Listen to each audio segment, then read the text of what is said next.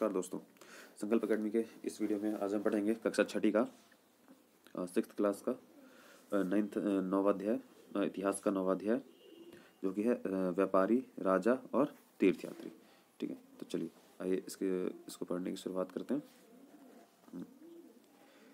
तो ये जो है, जब हम बाजार घूमने जाते हैं, ठीक है, यानी कि जो हमारे इसमें दिया गया है जगनी भी जो है बाजार घूमने के लिए जब मेले में अपने आसपास जा रही है, तो इसमें क्या देखती है कि चमकदार बर्तन, रंग बिरंगी प्लास्टिक की बाल्टियां, यानी कि आप जो बाजार में देखते हैं वो सारी चीज़ें इसमें आप देख रहे हैं।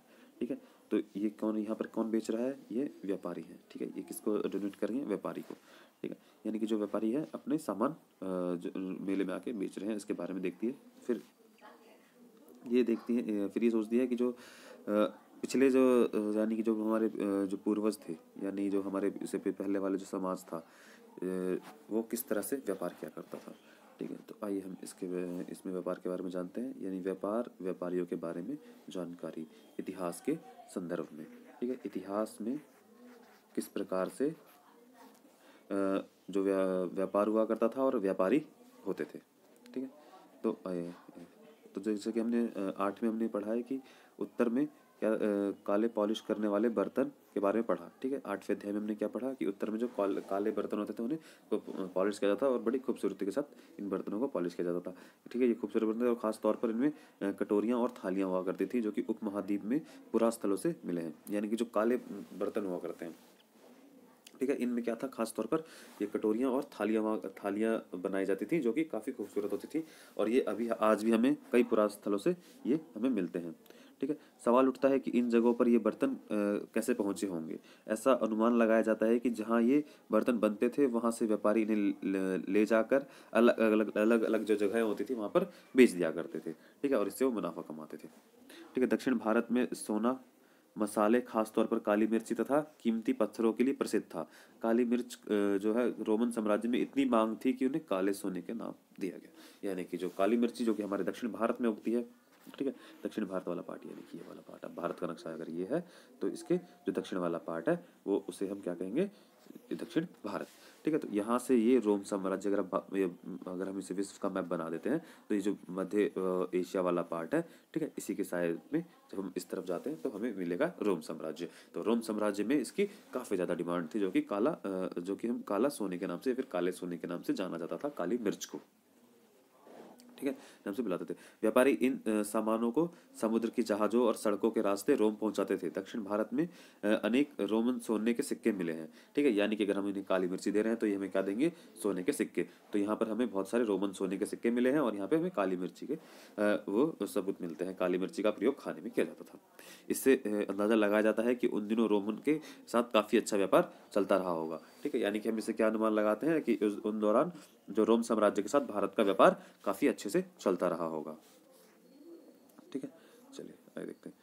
ये जो कविता है ये एक व्यापार से जुड़ी कविता है। ठीक है, जिसमें बताया गया है कि समुद्री जहाज से जो लाए जाते थे तेज तर्रार और लाए गए तेज तर्रार घोड़े, गाड़ियों पर काली मिर्च की गठरियाँ होती थी। हिमालय से मिले रत्न, सोना, दक्षिण की पहाड़ियों से चंदन की लकड़ियाँ, दक्षिण सागर से मोती और पूर्वी सागर से मूंगे, गंगा और कावेरी की फसलें, श्रीलंका से आए खाद्यान्न, म्यांमार से बने बर्तन और दुर्लभ कीमतें के आयात, मतलब इनके बारे में कविता में बताया गया है। ठीक है, ये सारी चीज़ें होती हैं जो कि जिनका व्यापार किया जाता था। तो व्यापारियों में कई समुद्री रास्ते खोजे। ठीक है, व्यापारियों ने ही कई तरह के समुद्री रास्ते खोजे और निकाले थे। इनमें से कुछ समुद्रों के किनारे चलते थे, कुछ अरब सागर और बंगाली खाड़ी को पार करते थे। ठीक है, नाविक जो क्या करते थे, मानसूनी हवाओं का फायदा उठाकर अपनी यात्रा जल्दी पूरा कर लिया करते थे। ठीक है, यानी कि जो मानसूनी हवाएं होती थी वो भी जहाज को आगे की तरफ धकेलने में मदद किया करती थी। वे अफ्रीका, पूर्वी तट, इस महाद्वीप के पश्चिमी तट तक पहुंचना चाहते थे। तो अफ्रीकी दक्षिण पश्चिमी मानसून के साथ चलना पसंद करते थे। इन लंबी यात्राओं में के लिए मजबूत जहाज का निर्माण किया जाता था, क्योंकि इन पर सामानों को भी बड़ी मात्रा में लोड किया जाता था, इसलिए इन जहाज़ों का मजबूत होना काफ़ी आवश्यक है। समुद्री तट से लगे राज्य, उपमहाद्वीप, जो भारतीय उपमहाद्वीप है, ठीक है, जैसे दक्षिण जो भाग है, हमारा जो दक्षिण भाग है, ये काफ़ी ज़्यादा समुद्र से चारों तरफ से पानी से घिरा है। ठीक है, ये तटीय प्रदेश है। इनमें से बहुत पहाड़, पठार, नदी जैसे मैदान हैं।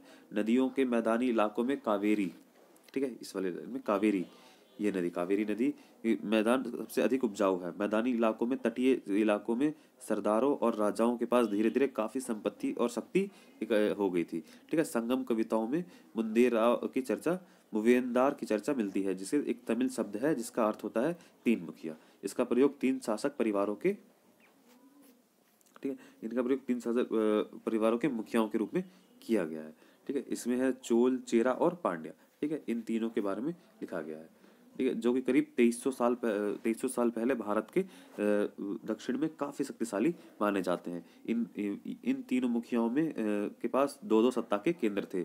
इनमें से एक तटीय हिस्से और दूसरा अंदरूनी हिस्से थे, यानी कि इन्होंने दो सत्ता के केंद्र बनाए जाते थे। एक जो इस तरफ का वाला क्षेत्र हुआ करता था और एक अंदर आंतरिक वाला क्षेत्र हुआ करता था, ठीक है।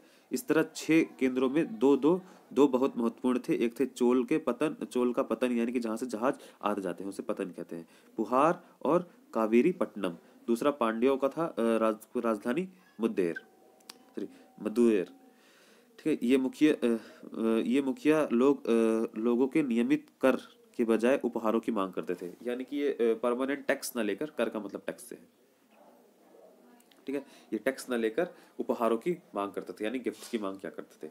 कभी कभी ये सैनिक अभियानों पर भी निकल पड़ते थे। आसपास के इलाकों में शुल्क वसूलते थे और कुछ धन अपने पास रख लेते थे और बाकी अपने समर्थकों और नाते रिश्तेदारों, सिपाहियों और कवियों में बांट दिया करते थे, ठीक है।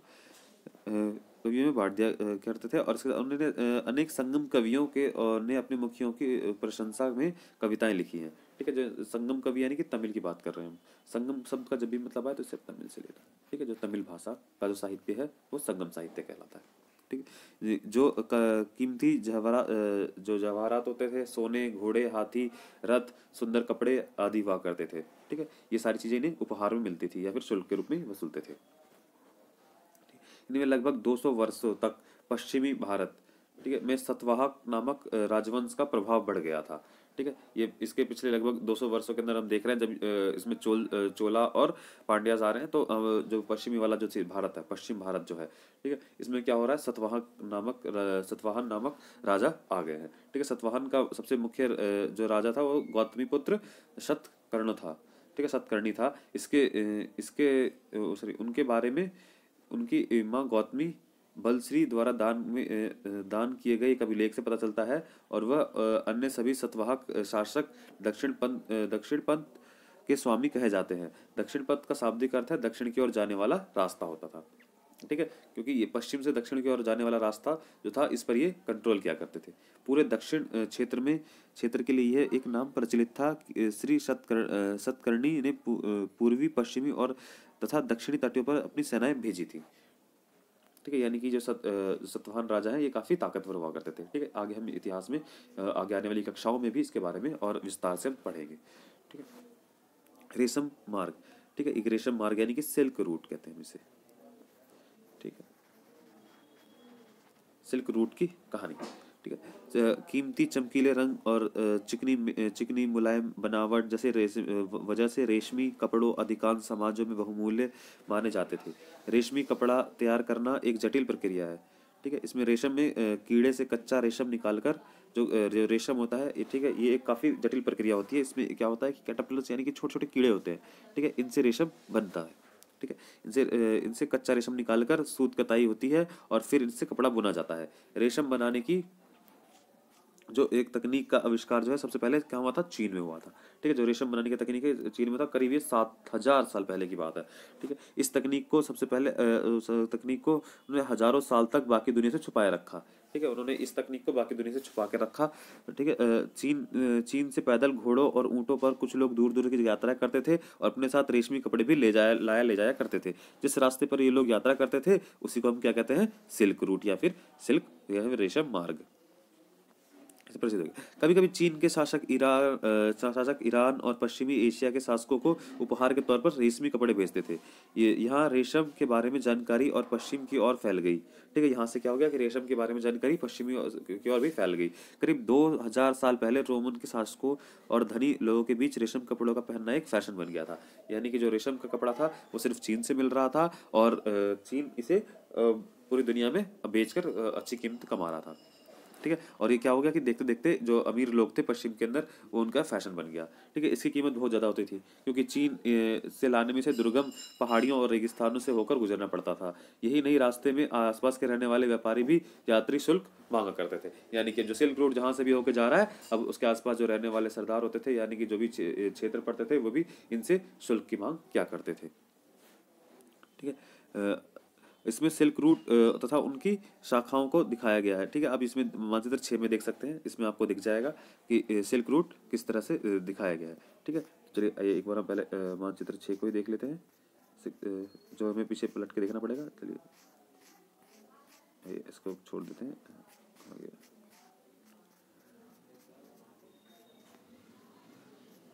ठीक है। आप एक बार मानचित्र 6 को देख लीजिएगा किताब में, ठीक है। यहाँ पर अभी पॉसिबल नहीं हो पा रहा है,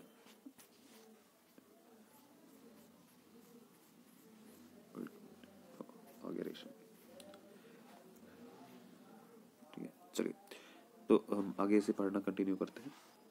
सिल्क रूट पर नियंत्रण रखने वाले कौन लोग थे? सिल्क रूट पर नियंत्रण रखने वाले लोग थे कुषाण, ठीक है। यानी कि वो शासक थे जो जिन्होंने सिल्क रूट पर अपना नियंत्रण स्थापित कर लिया था करीब 2000 साल पहले,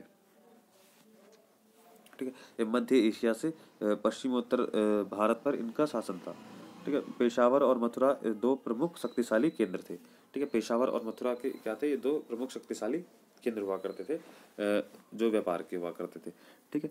तक्षशिला भी इसी तरह का एक राज्य का हिस्सा था। इसके शासन काल में ही सिल्क रूट की एक ऐसी शाखा मध्य एशिया से होकर सिंधु नदी के मुहाने के पतन तक जाती थी। फिर यहाँ से जहाज और रेशम पश्चिम की ओर रोमन साम्राज्य तक पहुंचता था। यानी कि जो चीन से निकलकर चीन से निकलकर ये ऊपर ऊपर वाले जो कश्मीरी वाला क्षेत्र है हमारा, ठीक है, यहाँ से होकर पेशावर होकर ये इस तरफ आता था, ठीक है। और यहाँ से क्या होता था? यहाँ से आगे की तरफ अरब सागर होते हुए रोमन साम्राज्य तक पहुँचता था, ठीक है। इस महाद्वीप में सबसे पहले सोने के सिक्के जारी करने वाले शासक कौन थे? कुषाण शासक थे। सिल्क रूट पर यात्रा करने वाले व्यापारियों को इनका उपयोग किया करते थे, ठीक है। और जो सिल्क रूट पे जो लोग व्यापारी यात्रा करते थे, उन्हें भी सोने के सिक्के में टैक्स देना होता था, ठीक है। चलिए आगे बढ़ते हैं। अब बौद्ध धर्म का प्रचार प्रसार, ठीक। तो कुषाणों का सबसे प्रसिद्ध राजा कनिष्क था, ठीक है। तो कुषाणों का सबसे कौन प्रसिद्ध राजा था? वह कनिष्क हुआ है, ठीक। कुषाण वंश का सबसे जो प्रसिद्ध राजा है वो कनिष्क हुआ है। इसने क्या क्या 1900 साल पहले शासन किया भारत पर। इसने एक बौद्ध धर्म का बौद्ध परिषद का गठन किया था, ठीक है, जिसमें एकत्रित होकर, यानी परिषद का मतलब होता है कि जितने भी सारे बौद्ध के धर्म के बड़े जानकार लोग हैं, सारे एक साथ एक जगह बैठते हैं, ठीक है। इसमें काफी खर्च आता है। इसमें एकत्रित होकर विद्वान जो है महत्वपूर्ण विषयों पर विचार विमर्श करते हैं। बुद्ध की जीवनी, बुद्ध चरित्र में जो रचनाकार थे कवि अवध घोष, कनिष्क के दरबार में ही रहते थे, ठीक है। अश्वघोष जो थे, उन्होंने अन्य बौद्ध विद्वानों के उन्हें अब संस्कृत में लिखना शुरू कर दिया था, ठीक है। जो कि जबकि बौद्ध जो थे, यानी कि जो गौतम थे, यानी जो सिद्धार्थ थे, ठीक है, वो क्या करते थे? प्राकृतिक भाषा में अपने संदेश दिए। लेकिन अब यहाँ तक आते आते कनिष्क के समय तक आते आते जो कि अश्व घोष हैं, जो कि बौद्ध धर्म के जो बौद्ध हैं, उनकी जीवनकार है, जो उनके जो जीवनी है, बुद्ध की जीवनी लिख रहे हैं, ठीक। वो क्या कर रहे हैं? संस्कृत में लिखना शुरू कर दिया था। बहुत सारे विद्वानों ने भी संस्कृत में लिखना शुरू कर दिया था, ठीक है। साथ साथ में तो इस समय बौद्ध जो था, इस समय जो बौद्ध थे, जो इस समय के बौद्ध धर्म थे, ठीक है, इसमें एक नई धारा आई, ठीक है। इसका क्या कहते हैं? महायान का विकास हुआ। इसकी दो मुख्य विशेषताएं थी। पहले तो बुद्ध की मूर्ति की उपस्थिति सिर्फ कुछ संकेतों के माध्यम से दर्शाई जाती थी। मिसाल के तौर पर बुद्ध जो है निर्वाण प्राप्ति के लिए एक पीपल के पेड़ की मूर्ति द्वारा दर्शाया जाता था, पर अब बुद्ध की प्रतिमा बनाई जाने लगी थी, ठीक है। अब क्या हो गया था कि महायान में बुद्ध की प्रतिमा बनाई जाने लगी थी। अधिकांशतः मथुरा में बनती थी, तो कुछ तक्षशिलाएं बनाई जाती थी, ठीक है। जो महायान शाखा थी, इसकी बात कर रहे हैं, ठीक है। और एक हीनयान शाखा भी होगी, जिसके बारे में हम आगे पढ़ेंगे, ठीक है। तो दूसरा परिवर्तन जो है बौद्ध स्तव को लेकर, आस्था को लेकर आया। बौद्ध स्तव उन्हें कहते हैं जो कि ज्ञान प्राप्ति के लिए एकांतवास करते हुए ध्यान साधना करते थे। लेकिन ऐसा करने की बजाय वे लोगों को शिक्षा देते थे और उनकी मदद करने के लिए सांसारिक परिवेश में रहते थे, रहना ही ठीक समझते थे। धीरे धीरे बौद्धिसत्व की पूजा काफ़ी लोकप्रिय हो गई। ठीक है, यानी कि जो बौद्धिस्तव है इनकी पूजा काफ़ी लोकप्रिय हो गई और पूरे मध्य एशिया के अंदर, ठीक है, पूरे मध्य एशिया में चीन के बाद कोरिया, जापान तक भी फैल गई। जो बौद्ध धर्म का प्रचार प्रसार पश्चिम एशिया और दक्षिण भारत में तक भी हुआ।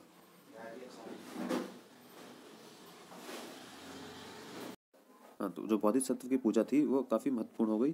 ठीक है, यानी कि काफ़ी ज़्यादा प्रचलित हो गई और ये मध्य एशिया तक और साथ साथ कोरिया, जापान तक भी फैल गई थी। तो बौद्ध धर्म का प्रचार प्रसार जो है पश्चिमी और दक्षिणी भारत में हुआ, जहाँ बौद्ध धर्म के भिक्षुओं के लिए रहने के लिए पहाड़ों की दर्जन गुफाएं खोदी गई। ठीक है, यानी कि वही विहारों का निर्माण किया गया जहाँ पर भिक्षु रहा करते थे। ठीक है, चलिए, इनमें से कुछ गुफाएं जो है राजा रानियों के आदेश के बाद बनवाई गई थी और कुछ का जो है व्यापारियों और कृषकों ने बनवाया था। इसमें ज़्यादातर जो गुफाएं हुआ करती थी वो ज़्यादातर गुफाएं पश्चिमी घाट के दर्रों के पास बनाई गई थी। ठीक है, इसमें दक्षिण के शहरों में कुछ तटियों और समृद्ध बंदरगाहों और कुछ उन्हें जोड़ने वाली सड़कों के किन्हीं दर्रों से गुजरकर होती जाती थी। ठीक है, यानी कि जो काफ़ी बड़े शहर हुआ करते थे, ठीक है, उनसे जोड़ने वाले और काफ़ी समृद्ध जो बंदरगाह हुआ करते थे। बंदरगाह यानी कि जो पानी का पोर्ट होता है, यानी पानी के जहाज जहाँ आते हैं और जाते हैं। ठीक है, जहाँ से पानी के जहाज़ों पर सामान लोड होता है और वहाँ पे अनलोड होता है। ठीक है, उसको कहते हैं। और कुछ जो मुख्य सड़क होती थी इन्हीं दर्रे से होकर गुजरती थी। ठीक है, ऐसा लगता है कि यात्रा करने वाले व्यापारी इन गुफाओं और मठों में विश्राम भी किया करते थे। ठीक है, और साथ साथ बौद्ध धर्म के जो लोग होते थे उन्हें शिक्षा भी दे दिया करते थे। तो बौद्ध धर्म दक्षिण पूर्व की ओर श्रीलंका, म्यांमार, थाईलैंड और इंडोनेशिया सहित दक्षिण पूर्व एशिया के अन्य भागों में भी फैल गया था। ठीक है, यानी कि इस प्रकार से व्यापारियों ने इसे काफ़ी ज़्यादा पॉपुलर कर दिया और ये पूरे विश्व के अलग अलग भागों में भी प्रचारित हो गए। ठीक है, अब ये देख पा रहे हैं जो ये दोनों की जो है बौद्ध की मूर्तियां हैं। ठीक है,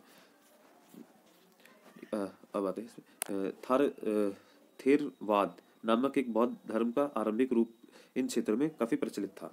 ठीक है, जो कि काफ़ी ज़्यादा प्रचलित हुआ एक समय पर। तीर्थयात्रियों की जिज्ञासा। व्यापारी काफिलों और जहाज़ों पर दूर दूर जाया करते थे। बहुत से तीर्थयात्री भी उनके साथ यात्रा पर निकलते थे। ठीक है, यानी कि जो व्यापारी होते थे उनके साथ साथ तीर्थयात्री भी निकल दिया करते थे व्यापार करने के लिए, क्योंकि उस समय आज की तरह रेल नहीं चलती थी। ठीक है, या फिर हवाई जहाज के साधन नहीं थे। तीर्थयात्री वे स्त्री और पुरुष होते थे जो कि प्रार्थना के लिए एक पवित्र स्थान पर आया जाया करते थे। ठीक है, यानी कि आप देखते हैं जैसे भी आज भी लोग दूर दूर घूमने जाते हैं, यानी कि मंदिरों में घूमने जाते हैं एक स्थान से दूसरे स्थान पर।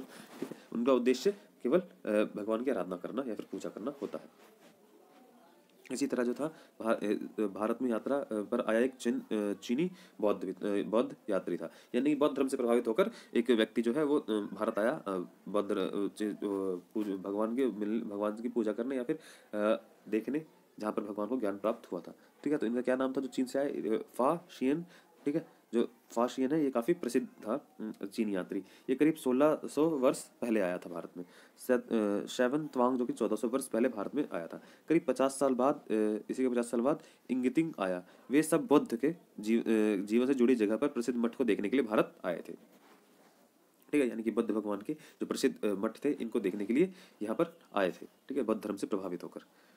इनमें से प्रत्येक जो तीर्थयात्री, ठीक है, जो तीर्थयात्री थे अपनी यात्रा का वर्णन लिखा सबने। ठीक है, यानी कि अपनी यात्रा का वर्णन भी लिखा, जो कि एक इतिहास के लिए एक महत्वपूर्ण स्रोत भी है। ठीक है, इन्होंने क्या किया, अपनी यात्राओं के दौरान आई मुश्किलों के बारे में भी लिखा। इन यात्राओं में कई वर्ष लग जाया करते थे, जिनसे देशों मठों को देखने जिन्होंने देखा उनके बारे में उन्होंने लिखा। उन किताबों के बारे में उन्होंने लिखा जिन्हें अपने साथ भी ले गए। फायान जो है फाशियन चीन वापस कैसे लौटा। ठीक है, ये कहानी के रूप में है उनकी। ठीक है, उनकी किताब में से लिया गया। तो फायान अपने घर चीन वापस लौटने के लिए एक अपनी यात्रा बंगाल से शुरू की। वह व्यापारियों के एक जहाज पर चढ़ा। काफ़ी मुश्किल से वह 2 दिन ही चल पाए थे कि एक समुद्री तूफान में फंस गए। व्यापारी अपने जहाज को डूबने से बचाने के लिए उनमें से अपना माल को फेंककर जहाज को हल्का करने की कोशिश करने लगे। फायान ने भी अपने सामान को फेंक दिया, पर वो अपनी पांडुलिपियों और बौद्ध की मूर्ति को नहीं फेंका, जिन्हें वे अपनी भारत यात्रा के दौरान संकलित किए थे। अतः 13 दिन बाद आंधी रुकी। उसने अपने समुद्र का वर्णन लिखा है। कुछ इस प्रकार लिखा, समुद्र असीम है। सूर्य, चांद, तारों की गति को देखे बिना यह पता लगाना असंभव है कि पूर्व किधर है या पश्चिम किधर है। किस दिशा में है। अगर बरसात या अंधेरा हो तो जहाज को हवा की रुख में ले जाने के अलावा कोई और चारा नहीं है। जावा पहुंचने के से 90 दिन से ज़्यादा लगे और वहाँ जब 5 महीने के लिए रुका, वहाँ वो 5 महीने के लिए रुका। उसके बाद दूसरे व्यापारी के जहाज पर चढ़कर चीन पहुंचा। ठीक है, यानी कि काफ़ी लंबी यात्राएं हो जाया करती थी इस दौरान। जो सेवन जो शैवन तांग्स है वो भूमार्ग की ओर से यानी कि उत्तर पश्चिम से मध्य एशिया होकर चीन वापस लौटा। उसने सोने, चांदी और चंदन की लकड़ी की बनी हुई बुद्ध की मूर्तियां और करीब 600 से ज्यादा पांडुलिपियां एकत्रित की थी। उन्हें लगभग 20 घोड़ों पर लाद कर ले गया, पर उसने उनमें से 50 पांडुलिपियां उस समय खो गई जब सिंधु नदी पार करते हुए उसकी नाव पलट गई। अपने बाकी जीवन का बाकी हिस्सा उसने पांडुलिपियों की बची हुई पांडुलिपियों को संस्कृत से चीनी अनुवाद करने में लगा दिया। यानी कि जो यहाँ से ले गया था पांडुलिपियां, उसको संस्कृत में थी, उनको अपने चीनी में अनुवाद करने में उसने अपना बाकी समय लगाया। नालंदा जो है एक विशिष्ट शिक्षा का केंद्र था। ठीक है, आइए समझते हैं किस तरह से शैवन त्वांग जो है शैवन त्वांग जो था अन्य तीर्थयात्रियों के उस समय भारत में प्रसिद्ध बौद्ध विद्या केंद्र नालंदा यानी जो बिहार में अध्ययन किया। उसने नालंदा के बारे में इस प्रकार लिखा है, यहाँ शिक्षा, योग्यता और बुद्धि में सबसे आगे हैं। बुद्ध के उद्देश्यों का पूरी ईमानदारी से पालन करते हैं। मठ के नियमों काफी सख्त हैं, जिसे सबको मानना पड़ता है। पूरे दिन वाद विवाद चलते ही रहते हैं, जिनमें युवा और वृद्ध जो है दोनों एक दूसरे की मदद करते हैं। विभिन्न शहरों में विद्वान लोग अपनी शंकाएं दूर करने आते हैं और नए आगंतुकों को पहले द्वारपाल ही कठिन प्रश्न पूछते हैं। ठीक है, यानी कि जो नए आने वाले आगंतुक होते हैं इनसे पहले द्वारपाल ही कठिन प्रश्न पूछते हैं। उन्हें अंदर जाने की अनुमति तभी मिलती है जब वे द्वारपाल का सही उत्तर दे पाते हैं। 10 में से 7-8 सही उत्तर नहीं दे पाते। ठीक है, यानी कि जो आने वाले 10 लोग होते हैं उनमें से 7-8 जो ऐसे होते हैं जो सही उत्तर नहीं दे पाते, केवल 2 ही दे पाते हैं उत्तर, और उनको 2 को ही अंदर जाना दिया जाता है। ठीक है, चलिए तो भक्ति की शुरुआत किस प्रकार से हुई, ये बढ़ते हैं। भक्ति की शुरुआत यानी कि इन्हीं दिनों जो देवी देवताओं की पूजा का चलन भी शुरू हुआ। ठीक है, बाद में हिंदू धर्म की ये प्रमुख पहचान बन गई। ठीक है, यानी कि जो इसी दौरान जब हम इसे पढ़ रहे हैं बुद्ध का वाला काल है जिसमें हम पढ़ रहे हैं। ठीक है, जिसमें बुद्ध धर्म के बारे में काफी प्रचार प्रसार किया जा रहा है। इसी दौरान क्या हुआ कि भारत में जो देवी देवता आज हम पूजते हैं इनकी पूजा शुरू ही होगी। ठीक है, इनमें शिव, विष्णु, दुर्गा जैसी देवी देवता शामिल है। ठीक है, इन देवी देवताओं का पूजा अक्सर भक्ति परंपरा के माध्यम से की जाती थी। ठीक है, भक्ति उस समय काफी लोकप्रिय परंपरा बन गई। किसी देवी या देवता के प्रति श्रद्धा को ही भक्ति कहा जाता है। भक्ति का पथ सबसे अधिक इसलिए खुला था, चाहे वह धनी हो या गरीब, उच्च जाति का हो या नीची जाति का, स्त्री हो या पुरुष। भक्ति मार्ग की चर्चा हिंदुओं के पवित्र ग्रंथ भगवत गीता में की गई है। ठीक है, भगवत गीता जो है महाभारत का एक हिस्सा है। ठीक है, जिसे हम 11 अध्याय में इसके बारे में पढ़ेंगे। ठीक है, इनमें से इसमें जो है भगवान कृष्ण अपने भक्त और मित्र जो है दोनों अर्जुन को सभी धर्मों को छोड़कर उनकी शरण में आने का उपदेश देते हैं, क्योंकि केवल कृष्ण ही अर्जुन को सारी बुराइयों से मुक्ति दिला सकते हैं। पूजा का यह रूप जो है धीरे धीरे विभिन्न भागों में फैलने लगा। ठीक है, भक्ति मार्ग अपनाने वाले लोग आडंबर के साथ पूजा पाठ करने के बजाय ईश्वर के प्रति लगन और व्यक्तिगत पूजा पर जोर देते थे। ठीक है, भक्ति जो है मार्ग अपनाने वालों का यह मानना है कि अगर अपने आराध्य देवी देवताओं को सच्चे मन से पूजा करेंगे तो उन्हें जरूर दर्शन देंगे। ठीक है, इसी आधार पर भक्ति जो परंपरा है इसका ये टिका हुआ है। ठीक है, कि भगवान जो है अगर सही से आप पूजा करेंगे, ठीक है, यानी कि भक्ति करेंगे तो आपको जरूर दर्शन देंगे। ठीक है, ठीक है, देते रहेंगे। तो इसलिए जो है आराध्य देवी देवता जो है मानव के रूप में दिखाए जाते के रूप में भी हो सकते हैं, और फिर सिंह, पेड़ आदि के रूप में भी हो सकते हैं। जैसे इस विचार को समाज द्वारा स्वीकृति मिल गई और कलाकार जो है देवी देवताओं की और बढ़कर एक खूबसूरत मूर्तियां तैयार करने लगे थे। ठीक है, यही कारण हो सकता है कि जो मूर्तिकार थे वो भी जो देवी देवता है इनकी मूर्तियां तैयार करने लगे थे, क्योंकि इसके अंदर भगवान के अस्तित्व की बात की गई थी।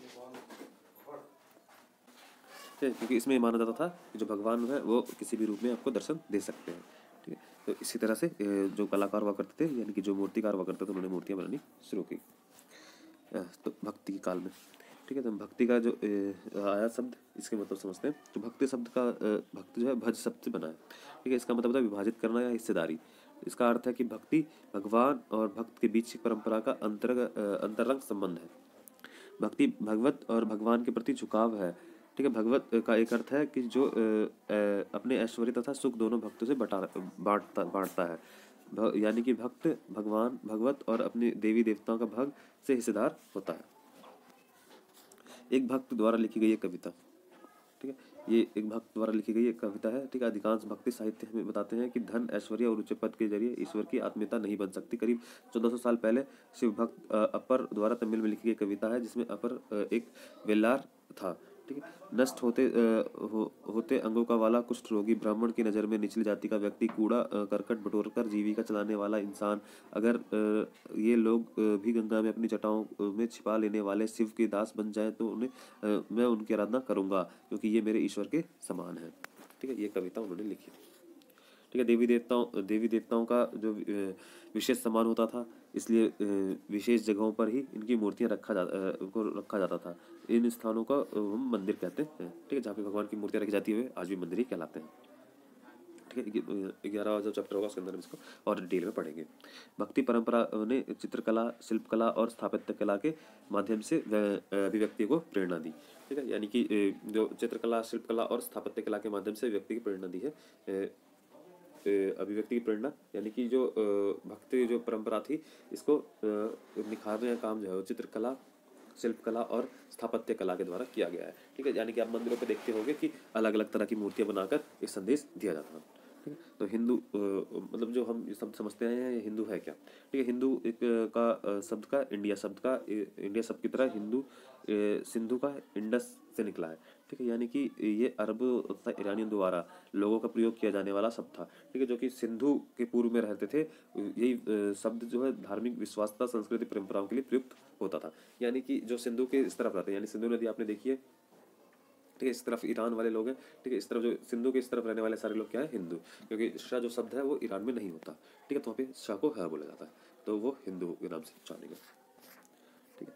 और ये तरह हम इसमें देख लेते हैं क्या है। ये करीब 2000 साल पहले की बात है, जब 2000 साल पहले पश्चिम एशिया में ईसाई धर्म का उदय हुआ। ईसा मसीह का जन्म जो है वेथलेह में हुआ था, जो उस समय रोमन साम्राज्य की राजधानी का हिस्सा था।